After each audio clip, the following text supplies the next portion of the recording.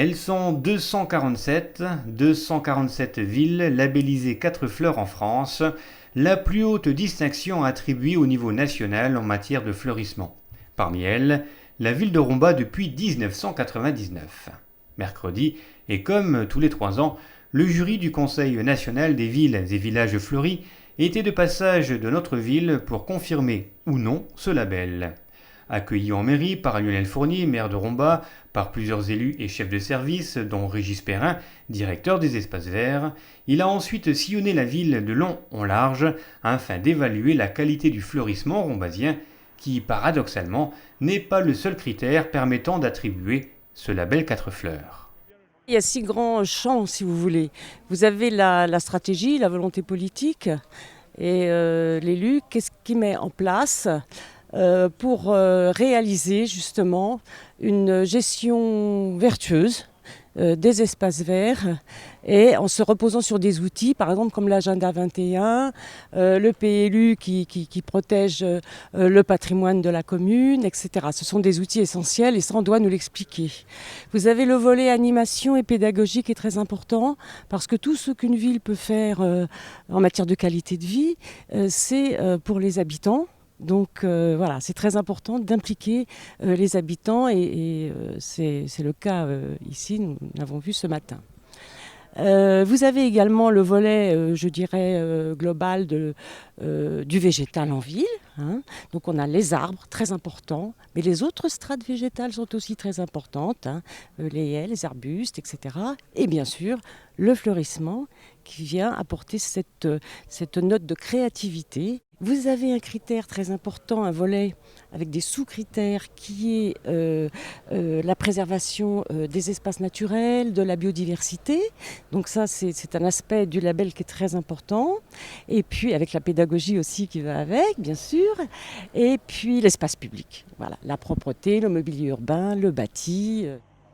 Volonté politique, animation, végétalisation, fleurissement, espace naturel, biodiversité, espace public, voilà de quoi mettre la pression sur les agents municipaux et les élus qui bataillent depuis des années la fin de l'ère sidérurgique pour rendre la ville plus belle, accueillante et agréable à vivre.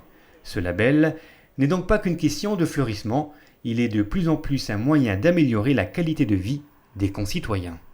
L'outil qu'on a mis en place, je dirais que c'est même une feuille de route pour les élus qui disent ben voilà, moi je veux faire bouger ma ville, je veux qu'elle soit attractive, je veux qu'elle soit économiquement plus forte. C'est ça qu'apporte le label Ville et Villages Fleuris.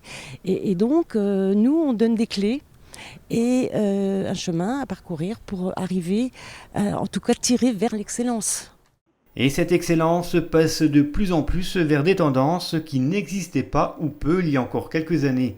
Une politique axée sur la biodiversité ou la protection de l'environnement qui n'est pas toujours compatible avec les attentes de la population, d'où la nécessité de communiquer sur ces enjeux.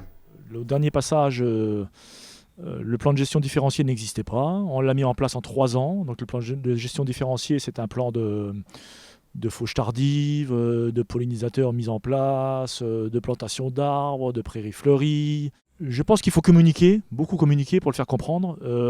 Un exemple concret, le zéro phyto, on est passé au zéro phyto en ville. Et c'est pas évident de faire comprendre aux gens qu'une herbe indésirable, entre guillemets indésirable, pousse devant chez elle. Et qu'il faut l'arracher manuellement en l'abîmant ou en la brûlant. Donc je pense qu'il faut beaucoup communiquer et encore plus avec les écoles. Je pense qu'il faut travailler avec les enfants très très jeunes pour que ça rentre dans les mœurs. Fleurissement sauvage, coulée verte, limitation du fleurissement hors sol, développement des friches industrielles, notamment avec le projet des portes de l'Orne, développement également des jardins pédagogiques au Fond Saint-Martin, autant d'initiatives qui ont eu l'air de séduire le jury. Alors la visite a été bien organisée, intéressante parce que c'est toujours très intéressant ce qu'on nous explique, l'histoire de la commune, etc. Un potentiel énorme, voilà, vous avez des atouts. Et on sent qu'on appuie à nouveau sur la pédale d'accélérateur et qu'il va se passer des choses dans l'avenir. Et il y a des projets. Et ça, c'est très très important qu'une ville ait des projets. Des projets qui vont naître, se poursuivre ou se concrétiser, il y en aura, et tout cela dans une conjoncture pas facile, où les choix sont bien souvent dictés par les finances. Alors, les équipes doivent s'adapter et trouver des solutions plus efficaces et moins coûteuses. Alors au niveau des budgets, oui, forcément ils sont restreints, c'est sûr, mais je pense qu'on peut travailler, on travaille différemment. Il y a beaucoup de récupération, beaucoup d'idées du service, des gens qui travaillent dedans, avec les écoles. Il y a des choses qui coûtent pas cher à faire. C'est pas toujours forcément l'argent qui embellit la ville. Tous les services étaient vraiment sur le pied de guerre. D'ailleurs, je les remercie tous. Ça va du périscolaire au culturel, au service technique, au service espace vert, aux élus. Voilà, vraiment tout le monde était sur le terrain, aux techniciens. Et je tiens à les remercier. Alors Romba continuera-t-elle à faire partie des villes labellisées 4 fleurs? Résultat des courses en automne.